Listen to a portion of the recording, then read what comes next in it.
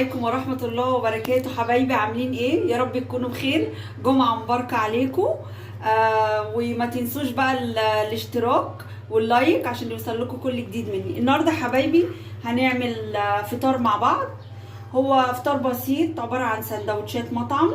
طبعا انتوا عارفين الولاد يا ماما احنا زهقنا من الاكل عايزين سندوتشات من المطعم. لا، احنا نوفر لهم السندوتشات في البيت، حاجه معموله بايدينا وحاجه ايه نضيفه. معانا عيش شامي، معانا طحينه. انتوا عارفين طبعا الطحينه عباره عن كمون، ملح، شويه خل، ميه دافيه، هتبقى معاكي ايه حلوه كده وسايله. معانا كاباتشو، جزر مبشور وخيار، دي السلطه بتاعت السندوتشات. معانا فول بالطحينه والليمون والزيت زي ما انتوا شايفين كده يفتح النفس. معانا بطاطس محمره اهي. معانا بيض بالبسطرمه لو حد عاوز، لو حد بيحب يعني البيض تعمل له برده سندوتشين من البيض بالبسطرمه. عايزه مثلا تضيفي معاهم طعميه براحتك، المتوفر عندك يعني. مع البطاطس والسلطه والطحينه ممكن تضيفي طعميه، ممكن تضيفي فول، ممكن تضيفي جبنه بقوطه، اهم حاجه. والعيش اهو زي ما انتوا شايفين. وهجهز لكم السندوتشات حبايبي وارجع لكم تاني.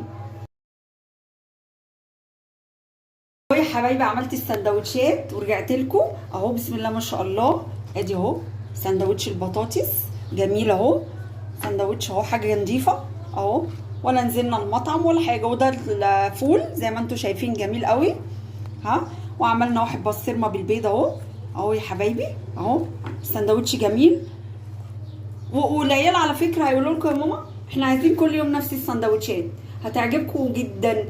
وعلى فكره لو محدش بيحب العيش الشامي ممكن نعمله ببلدي على حسب اللي متوفر عندك برضه. ما تقيديش نفسك، مفيش شامي نعمل بالبلدي. بس سندوتش اهو، يعني لما اجيب سندوتش زي ده ب7-8 جنيه انا هعمله في البيت، انا هجهزه في البيت وهعمل كميه كبيره. يعني انا هعمل سندوتشات بزياده على حسب الانفار اللي قاعده معايا. وبالهنا والشفا وجمعه مباركه عليكم. ونشرب معاه بقى احلى كوبايه شاي بالنعناع. اتفضلوا معانا كوبايه شاي بالنعناع بعد السندوتشات الجميله دي. وما تنسوش الاشتراك واللايك عشان يوصل لكم كل جديد مني.